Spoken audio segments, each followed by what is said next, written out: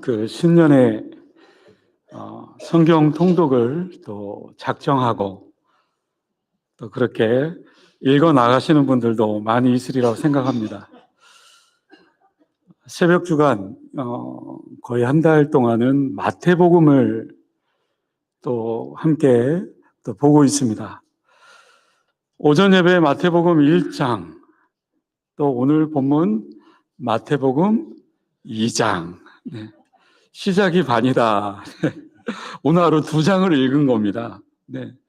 신년에 한번 도전해 보십시오.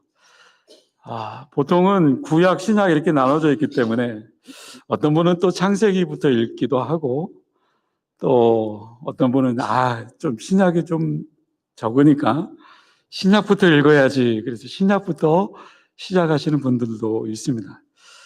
어찌됐든 구약이든 신약이든 또 올 한 해가 시작되었는데 또 마음속으로 한번 더 다짐해보고, 또 그래서 성경을 꼭 올해는 1독, 2독, 또 많게는 3독 또 이렇게 할 수 있기를 바랍니다. 그래서 오늘 마태복음에 대해서 간단히 한번 살펴보고, 그리고 이어서 오늘 본문 예수님 탄생에 대한 그 여러 사람들의 그 반응을 한번 이렇게 함께 보면서 말씀을 나누고자 합니다. 전체적인 이 마태복음 저자가 누구일까요? 네, 그렇습니다. 마태복음은 제목에서도 시사하듯이 예수님의 제자 마태 사도에 의해서 쓰여졌습니다. 물론 로마의 클레멘트, 또 폴리캅, 터툴리안, 또 오리겐, 많은 교부들이 마태복음, 마태가 저자일 것이다 라고 그렇게 증거합니다. 흥미롭게도 다른 복음서에서는 제자를 소개할 때 그 이름만 나열합니다. 마가, 누가, 요한. 근데 마태복음만 유독 세리마테라고 소개하죠. 세리라는 이 단어를 붙이고 있습니다. 때문에 직업에서도 걸맞게 마태복음 전체에 살펴보면 드라크마, 동전, 달란트, 이런 돈 단위의 그 용어들이 마태복음에 많이 등장하게 되죠. 그렇다면 마태복음의 기록 목적이 뭘까? 마태복음은 신약의 첫 번째 책입니다. 구약을 말라기에 이어서 물론 중간 시대가 있지만 이 신약의 첫 번째 책 마태복음 때문에 전반적으로 구약의 그 유대적인 그 성향이 가장 그 분위기가 든 그런 특징을 가지고 있습니다. 때문에 이 기록 목적은 분명히 믿지 않는 유대인들을 향해서 쓰여졌다라고 말할 수 있겠죠. 1장에 보면 서두에 예수님의 족보 이야기가 나옵니다. 아브라함부터 다윗까지 14대요. 다윗부터 바벨론으로 사로잡혀갈 때까지 14대요. 그리고 바벨론부터 사로잡혀간 후부터 그리스도까지 14대요 라고 그렇게 이 계보가 나와 있죠. 이 세대 간의 간격이 1000년, 600년, 400년 이렇게 나눠져 볼 수 있는데 이 14대라는 이 숫자가요, 히브리어 알파벳 주석의 관점으로 보면 다윗이라는 그 이름이 결국 나오게 된다는 거죠. 그래서 마태복음 1장 1절에 보면 아브람과 다윗의 자손 예수 그리스도의 계보라. 네. 유대인의 그 관점에 의해서 쓰여진 거죠. 예수님이 유대의 왕 다윗의 자손으로 오신 메시아임을 강조하고 있습니다. 그래서 오늘 본문에도 보면 유대인의 왕이다. 이처럼 마태복음은 유대인들이 대상이었기 때문에 50회 이상이나 구약을 인용하고 있습니다. 그리고 75회 정도 구약의 사건들을 뒷받침하고 있습니다. 그렇기 때문에 마태복음의 이 특징들을 보면 굉장히 유대적인 그런 사고를 가지고 있다라고 말할 수 있겠죠. 마태복음에는요, 유대인들이 자주 쓰는 하늘에 계신 아버지라는 표현이 무려 15번이나 나오는데요.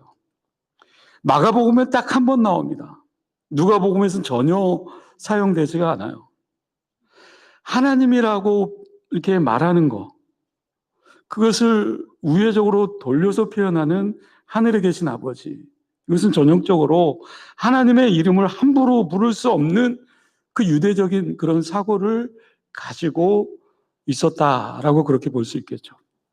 그래서 하나님 나라 대신에 주로 천국이라는 이 단어를 마태복음에 많이 쓰는 것을 보게 됩니다. 하나님이라는 이 단어가 유대인들한테는 굉장히 껄끄러운 단어이거든요. 어찌됐든 이 마태복음의 이 구조를 보게 되면 정말 유대인들에게 굉장히 익숙한 그런 형태를 취하고 있습니다. 유대인들에게 있어서 모세의 오경은 굉장히 귀한 것이죠.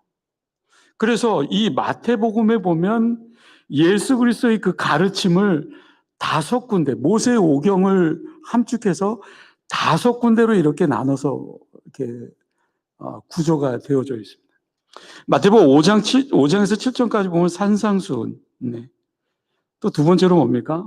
10장에 보면 전도 여행을 보내주면서 예수님께서 가르쳐 주시는 이야기.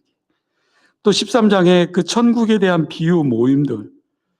또 18장에 공동체와 용서에 대한 가르침. 또 마지막 모세 오경 5번째가 23장부터 25장까지 종말에 대한 비유. 이처럼 유대인들을 굉장히 의식하면서 이 마태복음을 쓰여졌다. 그래서 산상수훈 5장에 보면 예수님께서 너희가 그렇게 들었으나 나는 너희에게 이르노니 이 단어가 반복되어집니다. 너희가 그렇게 들었으나 나는 너희에게 이르노니 무슨 말입니까? 모세는 그렇게 말했지만 나는 너희에게 이렇게 가르친다. 그러니까 유대인들을 대상으로 했기 때문에 예수님께서는 분명히 이렇게 나는 이렇게 가르친다. 너희들은 모세는 그렇게 얘기했을지 모르지만 나는 이렇게 생각한다. 저자 이 마태는요, 예수님이 모세보다 더 훨씬 위대하다라는 것을 간접적으로 표현하는 거겠죠.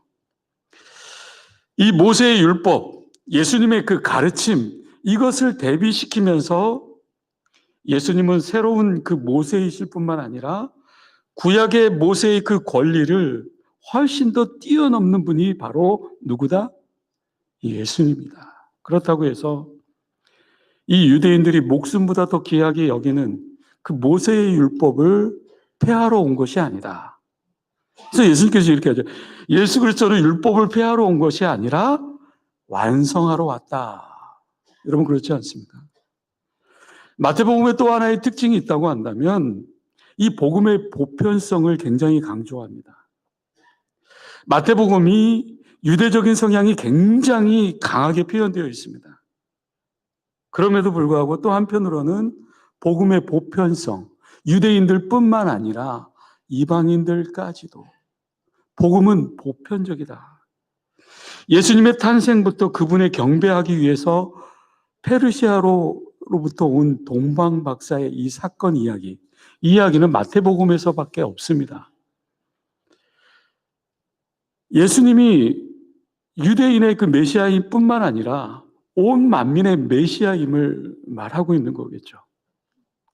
천국 비유요. 천국 비유에서도 밭은 세상을 의미하는 거죠. 세상을 가르치는 거지 않습니까?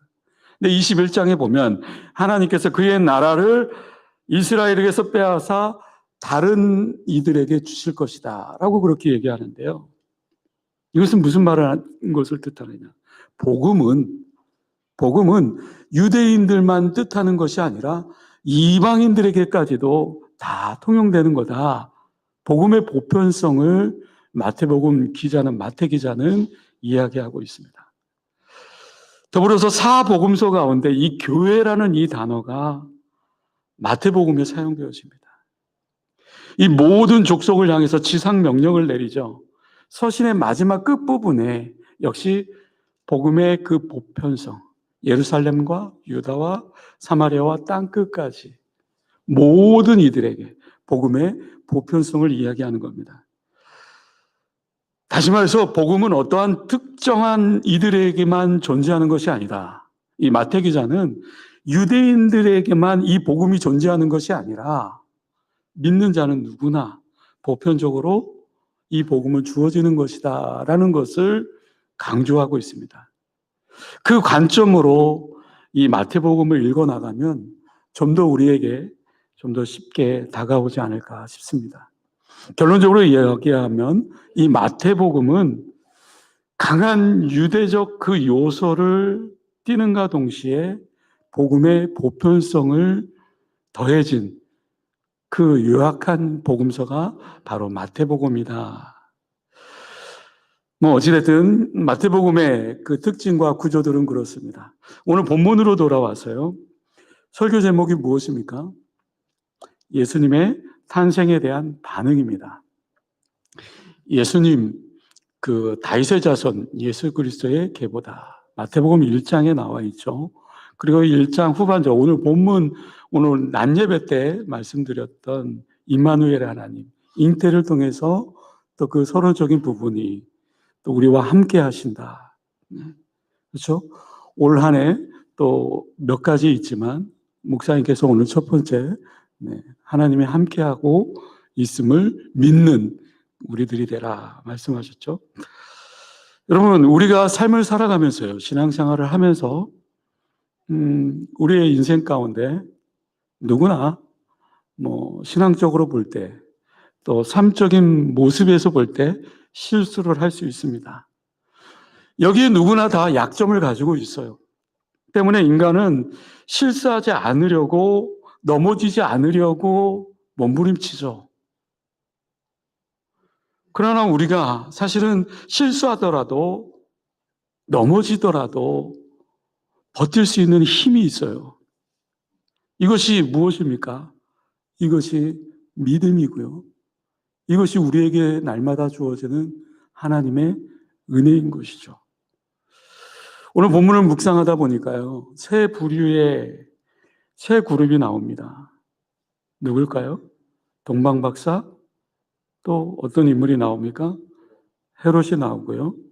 또 대제사장과 서기관들. 이 세 그룹을 이렇게 보면서 그들의 그 예수님 탄생에 대한 그 반응들이 나오게 되는데, 본문을 묵상하면서 공통점을 하나 얻게 되었습니다. 먼저 동방박사들, 그들의 그 실수와 그들의 잘못이 있었습니다. 그럼 그들의 실수와 잘못이 무엇이었겠습니까? 오늘 보면 1절 말씀을 한번 볼까요? 1절 말씀 우리 같이 한번 읽겠습니다. 시작. 헤로드 왕 때에 예수께서 유대 베들레헴에서 나심에 동방으로부터 박사들이 예루살렘에 이르러 말하되. 동방박사, 네. 동방. 태양이 떠오르는 쪽이 어디죠? 동쪽, 네.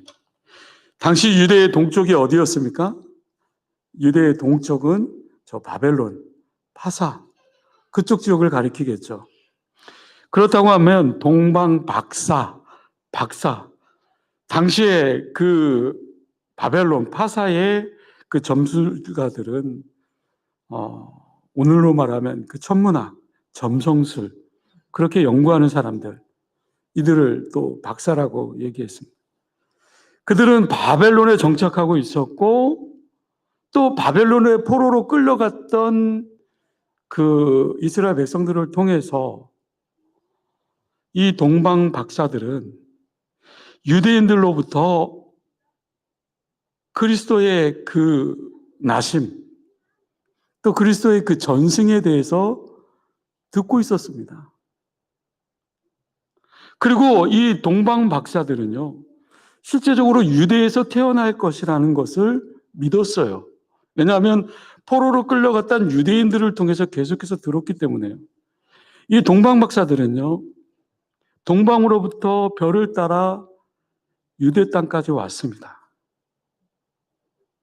여기 보면 아기 예수님은 어디에서 나셨습니까? 베들레헴. 동방 박사들은 지금 어디로 가고 있습니까? 예루살렘이요. 예루살렘으로 가서 2절에 보면 유대인이 나신 이가 어디 계시냐라고 그렇게 묻습니다. 이것은 결국 헤롯 왕을 굉장히 크게 자극시키는 원인이었겠죠. 결국 어떻게 됩니까? 헤롯 왕을 자극시킴으로 말미암아 많은 아이들이 살해를 당하는 비극을 겪게 됩니다. 물론 동방 박사들이 의도적으로 그렇게 한 것은 아니다라고 저는 생각합니다. 그러나 그들이 저지른 실수는 결코 가볍다라고 얘기할 수 없겠죠. 사실 그들은 먼 지방인 동방에서 하나님의 인도하심을 따라 별을 쫓아 따라왔습니다. 그런데요, 그들이 잘 인도함을 받다가 거의 유대 땅에 이르러서는 더 이상 별의 인도하심을 받지 않고 자기들의 생각대로 예루살렘으로 가게 됐다. 분명히 베들레헴에서 아기 예수가 탄생하는데 유대 땅으로 오면서 예루살렘, 거기서 헤롯 왕을 통해서 또 유대의 왕이 어디서 나느냐라는 그 질문 앞에 멈추게 되죠. 여러분, 이 사건을 보면서, 이 동방 박사의 이 사건을 보면서 저는 오늘을 살아가는 이 신앙인들에게 있어서 굉장한 메시지를 주는 거다. 저는 그렇게 생각합니다. 저와 여러분들이 마치 헤롯 왕처럼 좀 아주 대놓고 좀 악한 일을 저지르는 그런 분은 아마 저와 여러분들 이 자리에 아무도 없을 겁니다. 동방 박사들이요, 처음에는 잘 나갑니다. 별을 따라 잘 따라가요. 근데 마지막 끝에 가서 어떻습니까? 자기들의 생각대로 하나님의 인도하심을 받지 않아요. 우리의 신앙생활을 하다 보면 어떻습니까? 하나님의 인도하심 따라 나아가겠다. 또 신년에 이렇게 다짐하고 또 그렇게 앞을 향해 열심히 나아갑니다. 그런데 하나님의 그 인도하심 따라 가다가 어느 순간에 넘어집니다. 그것으로 말미암아 그 삶에 굉장히 어려움을 겪게 되는 것을 보게 됩니다. 이 동방 박사들이요, 이 점술가들, 바벨론으로부터 또 유대인들로부터 많은 얘기를 들었고 별을 따라 또 이 베들레헴까지 유대 땅까지 계속 오는 중이었습니다. 잘 갔습니다. 잘 가고 있는데 그들의 생각이 사로잡는 겁니다. 유대인의 왕으로 온다고 했는데 만약에 유대인의 왕으로 온다면 그들의 생각은 어떻습니까? 왕으로 온다면 왕궁에서 태어날 것이 당연하지 않겠는가? 아마 그렇게 생각하지 않았을까? 물론 성경에 기록되어 있지는 않지만 어찌됐든 정말 그들의 상식적인 그런 생각으로 그렇게 하지 않았을까라는 생각이 듭니다. 우리가 신앙생활하면서 경계해야 될 것이 있다면 바로 이러한 부분이겠죠. 우리의 생각으로, 우리의 판단으로 하나님의 인도하심 따라 나아가지 못하고 그것을 제한하고 또 그것을 판단하고 우리가 하나님의 그 인도하심 따라 잘 가다가 막판에 엉뚱한 길로 가는 그런 우를 범하기 쉬운 게 예수 믿는 우리의 삶의 모습이지 않겠습니까? 두 번째로 오늘 등장하는 인물들 중에 대제사장과 서기관들이 나옵니다. 여러분, 그들의 장점이 뭘까요? 대제사장, 서기관들. 굉장한 성경적인 지식을 갖고 있습니다. 이성적으로 그 누구보다 굉장히 뛰어난 사람들이에요.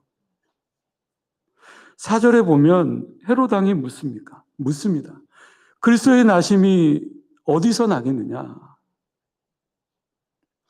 5절에 그 답이 나오죠. 우리 같이 한번 읽어볼까요? 5절 말씀 같이 읽겠습니다. 시작. 이르되 유대 베들레헴 요원이 이는 선지자로 이렇게 기록된 바. 네. 이들은요 굉장히 뛰어난, 지식적으로 굉장히 뛰어난 사람들이었어요. 이미 예수 그리스도께서 베들레헴에서 태어날 거라는 것을 지식적으로 알고 있었어요. 왜냐하면 끊임없이 율법을 또 공부했고 또 그러한 것들에 지식적으로 박식했기 때문에요. 그 근거로 6절에 보면 또 유대 땅 베들레헴아 너는 유대 고을 중에 가장 작지 아니하도다. 내게서 한 다스리는 자가 나와서 내 백성 이스라엘의 목자가 되리라 하였습니다. 이것은 미가서 5장 2절 또 사무엘하 5장 2절의 말씀을 합쳐진 그 말씀이에요. 대제사장과 서기관들이요. 이들은 지식적으로 굉장히 똑똑했다고 그랬죠. 성경적으로 그 누구보다도 잘 알고 있다고 했죠. 그런데 성경적으로, 지식적으로 그런 근거로 베들레헴에서 태어날 거다. 여러분 대단한 거 아닙니까? 그 당시에 또 이들에게 있어서 베들레헴 땅에서 예수님께서 태어날 것이다라고 성경적으로, 지식적으로 이미 알고 있었던 대제사장 서기관들이요. 근데 이들에게 있어서 가장 큰 장점이자 단점이 무엇이었겠습니까? 그들이 이렇게 해박한 성경적 지식을 갖고 있었지만 이것이 머리로만 작정되어지는 거예요. 그들의 삶의 원동력으로 움직여지는 것은 절대로 아니었다라는 거죠. 여러분, 동방 박사들은요, 이방인들입니다. 성경적인 지식이 없기 때문에 잘못을 저질렀을지도 모릅니다. 그러나 반대로 대제사장과 서기관들은 어떻습니까? 굉장히 성경적인 해박한 지식을 갖고 있었습니다. 그러나 그들의 신앙, 그들의 모습은 그 지식으로 움직여지지 않는 겁니다. 여러분, 여기서 중요한 메시지는 뭘까요? 성경적으로 아주 능통한 그 지식이 그것이 곧 그 사람의 영적인 깊이를 말해준다? 아니죠. 대제사장과 서기관들은 오로지 돈과 명예에 관심이 많았습니다. 종교적인 기득권, 종교적인 그 지식을 이용해서 자신들의 그 욕망을 채우기에 급급했던 인물들이었습니다. 동방 박사들, 또 대제사장과 서기관들, 오늘 마태복음의 저자 세리 마태가 오늘 이 부분을 본문을 통해서 말하고 있지 않을까. 그러면 헤롯 왕은 누구일까요? 오늘 보면 1절에 보면 예수님의 탄생 시기를 말하고 있습니다. 예수님의 헤롯 왕 때에 유대 베들레헴 땅에서 탄생했다라고 이야기합니다. 여러분, 헤롯 왕은요 굉장히 지독한 왕이었어요. BC 73년경에 태어났습니다. 그리고 BC 4년경에 치명적인 병에 걸려 죽었다고 합니다. 그는 25세의 나이에 갈릴리의 총독으로 있었고 후에 로마의 그 유대 분봉왕으로 있었던 그때였습니다. 그런데 굉장히 정말 지독한 이 헤롯 왕이 70세가 되어서 과대망상증에 걸렸다고 합니다. 예수님의 이 탄생 시기에도 아마 그 과대망상증으로 인해서 어린아이들을 모두 다 죽여버리는,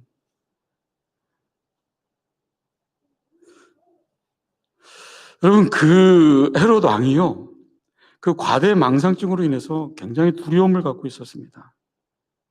그래서 그 당시에 적대시하는 유대인들 또 그 외에 로마의 많은 사람들 적대자들이 있었겠지 않겠습니까? 근데 그들의 그 도전과 그들이 언제 일어날지 모르는 그런 상황 속에서 굉장히 이 과대망상증에 빠져있던 헤롯 왕이 극도로 두려워했을 겁니다. 그런 상황에서 유대인의 그 왕의 그 탄생 이야기를 듣고 어떻겠습니까? 굉장히 예민했겠죠. 그래서 대제사장과 서기관들을 불러 모읍니다.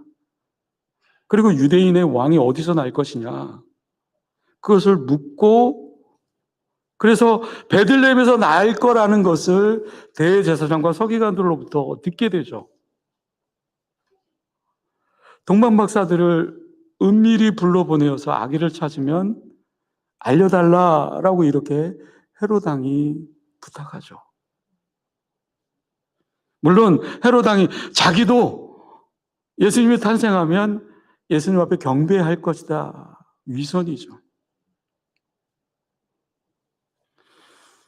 동방박사들을 속이기 위한 것이고, 사실은 유대인의 그 왕, 유대인들이 폭동이 일어날까 두려워서 유대인의 그 왕을 죽이려고 했던 것이죠.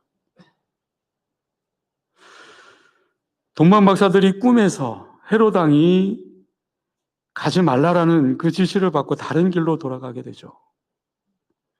그러나 나중에 헤롯 왕이 그 모든 사실을 알게 되고, 동방박사들에게 별이 나타난 때를 기준해서 베들레헴에 있는 2살의 그 남아 아이들을 모두 다 죽이라고 명령하게 됩니다. 이 헤롯 왕은요, 굉장히 탐욕이 많았습니다. 굉장히 집착했습니다. 여러분, 우리의 삶 속에서도 마찬가지일 겁니다. 어떤 탐욕적인 그런 욕망들, 내가 무언가에 집착하는 것들, 이것에 쫓다 보면 우리의 신앙과 우리의 믿음은 무너지고 맙니다. 이 동방박사들의, 유대인들의 나심이 어디 있느냐라는 그 질문에 왜 이렇게 소동했습니까? 왜 이렇게 난리를 쳤습니까? 헤롯은요, 왜 이렇게 두려움을 가지게 된 걸까요? 그 안에 내면에 있는 탐욕이 있었습니다. 그 안에 내면에 정말 믿지 못하는 그런 집착이 있었습니다. 여러분, 오늘을 살아가고 있는 우리들에게 집착하고 있는 것이 있습니까?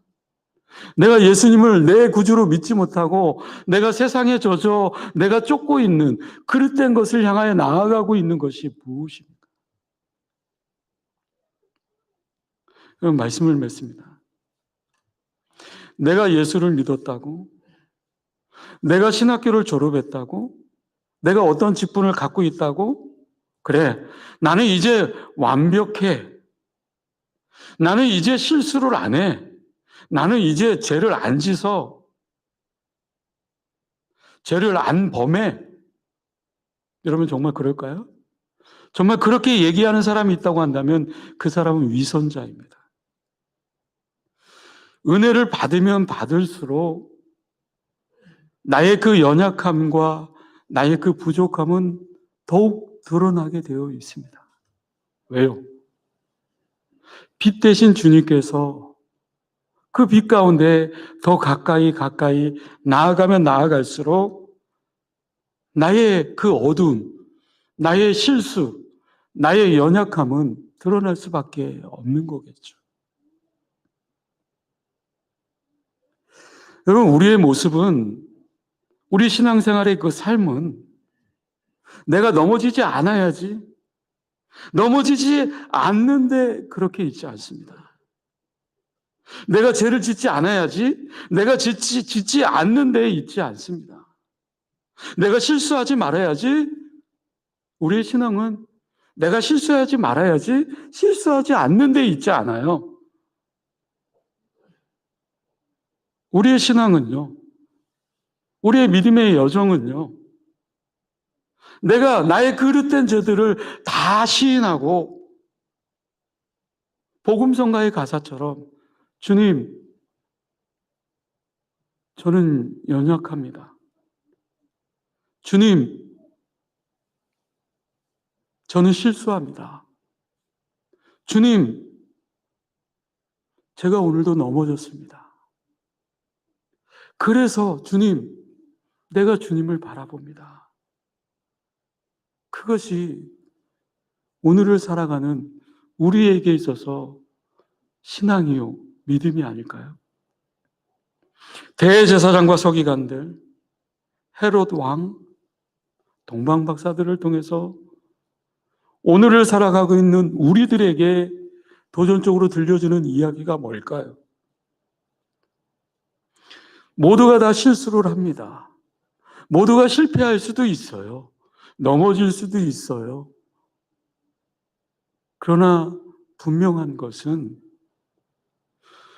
오늘 낮에 목사님께서 말씀하셨던 것처럼 주님이 나와 함께하고 있음을 믿고 그 함께함으로 주님 앞에 나아간다면, 계속해서 나아간다면, 로마서 8장 26절에서 27절 말씀에 우리가 잘 아는 말씀이지 않습니까? 네.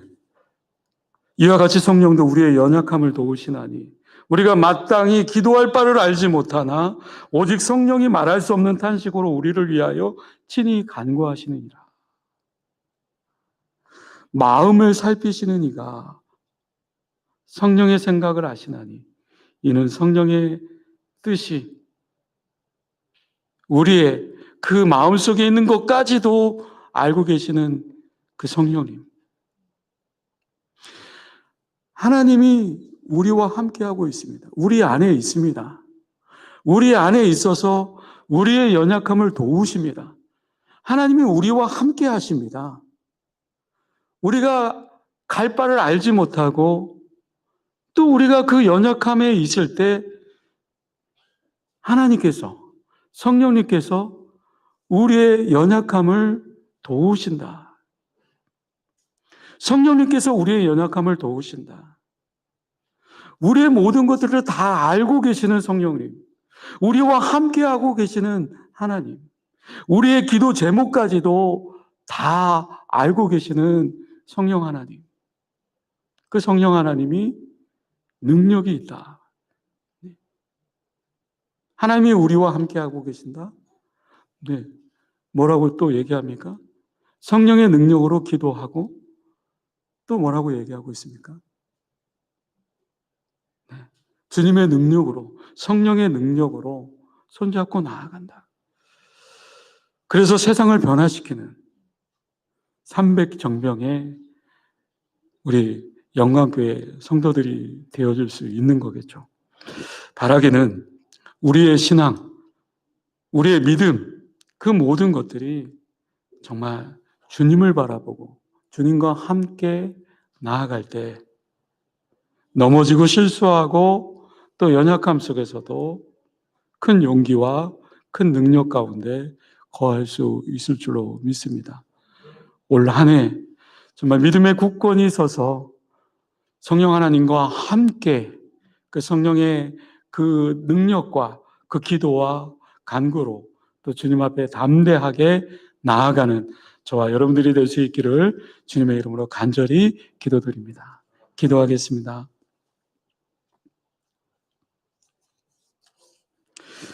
은혜로우신 아버지 하나님, 대제사장과 서기관들, 동방박사들, 헤롯, 성경에 나와 있는 그 모든 인물들처럼 오늘을 살아가고 있는 우리들도 실수를 할 수 있고 넘어질 수 있고, 때문에 우리는 더욱 주님과 함께 주님을 바라봄으로 주님 의지하며 나아가기를 소원합니다. 어쩌면 내 안에 탐욕이 있지는 않은지, 내가 세상을 향해 집착하고 있는 것들이 무엇인지, 그리고 내 생각과 내 고집으로 살아가고 있지는 않은지, 정말 잘 가다가 그릇된 구덩이에 빠져 헤어나지 못하는 우리의 모습들.